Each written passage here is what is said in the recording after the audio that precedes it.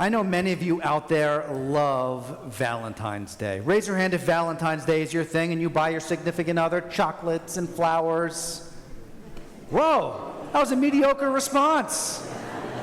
Maybe, just maybe, there are some out there who, like me, find that Valentine's Day is not one of their favorite holidays. I know, nothing against Valentine's Day and you folks who love it, but I'll tell you what holiday I much more prefer, and I'm going to tell you why. I do love Tisha B'Av.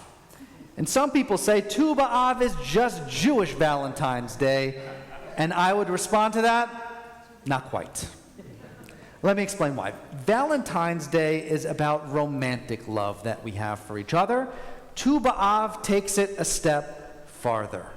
Now, Tisha B'Av comes only a couple days after Tisha B'Av. As Rabbi Yaron was explaining the other week, we go from a period of darkness and a period of despair and mourning, that's Tisha B'Av, to Tisha B'Av, a period of love and embracing one another. On Tisha B'Av, we remember that the temple was destroyed because of sinat, baseless hatred.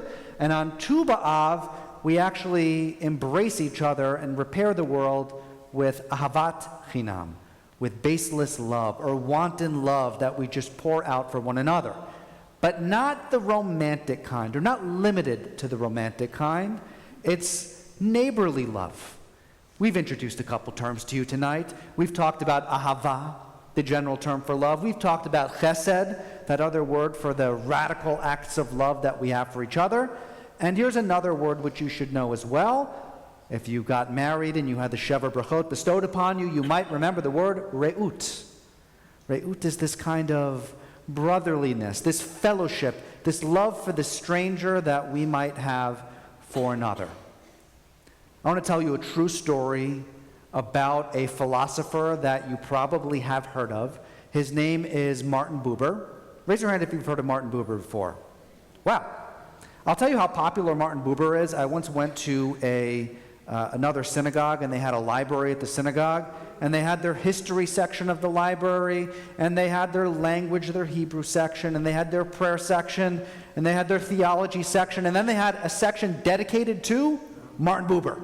That's how popular Martin Buber was in the synagogue. He wrote about an idea called the I-thou relationship. That is a relationship that we have with another individual where it extends beyond a transactional interaction that we have, but when we have a deep connection, where someone who we meet becomes not an ends to a means, but becomes deeply entwined in our lives in a way that enables us to connect with God. What I'm going to share with you is the story how Buber came up with this idea. It was World War I. Buber was in Germany, and Buber was not just a philosopher, he was a professor at a university, and he's busy writing his papers, his academic papers. He's sitting in his office when a student comes knocking on the door. Buber, at this point, is a little annoyed. Oh, who's this student interrupting me? And the student comes in, he says, Professor Buber, I have a dilemma. Should I become a conscientious objector and not serve in the military because I'm being drafted? And if I do that, I'm really worried because if I do that, then someone else will go in my place and they might die. And what's my life versus their life? I need your advice. What should I do? Should I go and serve or be a conscientious objector? And Buber says, wanting to get back to his work, do whatever you think is right. What does the student do? And here's where the story takes a turn. The student commits suicide rather than going to serve. And Buber had a tremendous guilt that not only shaped the rest of his life, but shaped his philosophy as well, and helped him develop this idea of radical interaction and encounter with one another. The need to not just dismiss someone, but to radically connect with someone deeply. There's a line in our Torah portion this week. We're in Parshat Ekev, by the way. Deuteronomy has more instances of the word love, ahava, than any other book in the entire Torah. But this isn't an instance where the word is used. But in one sense, you could translate it that way. God is going to tell the people through Moses. He says, the Hebrew Umal Adonai Elohecha et levavecha. God is going to cut away the thickening of your heart.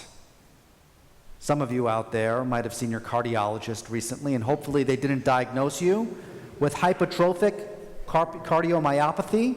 I'm not a doctor, but I think I'm getting this right. It is a literal thickening of the heart, and it causes a lot of heart disease. This is a spiritual thickening of the heart. Not only shall we cut away the thickening of your heart, but you will no longer be a stiff-necked people. Remember that line from Yom Kippur? We call ourselves Kishinu Oref. We're stiff-necked. That means that we look this way and we don't look at our fellow. It's the opposite of rubbernecking, right? You're driving down the road and there's an accident and you want to see what's going on because you want to see if you can help. Maybe I'm giving you guys a little bit too much credit for rubbernecking. That's not exactly what it's for. But cutting away the thickening of your heart is removing the barrier that holds you from being able to see another individual. And that's a kind of love, that re'ut, that fellowship, that connection that we have with other people, that I really want us to explore and lean into deeply this evening. But by the way, not just this evening, because you know that our theme for the year is loving your neighbor as yourself. Ve'ahavta l'reacha kamocha. Reacha, your fellow. Re'ut, fellowship. Same word. I'm going to share with you an opposite story now. About 60, 70, 80 years later, Rabbi Harold Kushner, a name that some of you might know, tells a very famous story about a woman who came up to him after he was speaking at the conference. And the woman says to him the following story. The other week I was at my office building and I noticed one of my coworkers who was just simply staring out the window. I was on my way out to lunch and I decided, you know what? I'm going to go invite her. So the woman goes and says, I'd love for you to come to lunch with me. And the woman obliges and goes to lunch with that individual. And at lunch, the woman shares something. She says, I'm really glad that you asked me to lunch. Oh, why is that? Well, I've got to tell you something. And that is the reason you found me staring out the window is that I had a really terrible breakup earlier this week. And my ex-partner was saying every negative possible thing about me in the world, calling me all sorts of names, and I've been internalizing it and feeling terrible about myself. And so I was looking out the window and trying to work up the courage to jump. And you inviting me out to lunch gave me a renewed sense of hope in life. What an incredible story. You see, it's the exact opposite of the Buber story. But here is what I'm taking away from it. Re'ut is not some radical act of chesed where you have to do something over the top extraordinary. It can be a tiny act of cutting away that thickening of your heart to simply notice another individual who might be around you. Say something polite. Say something kind.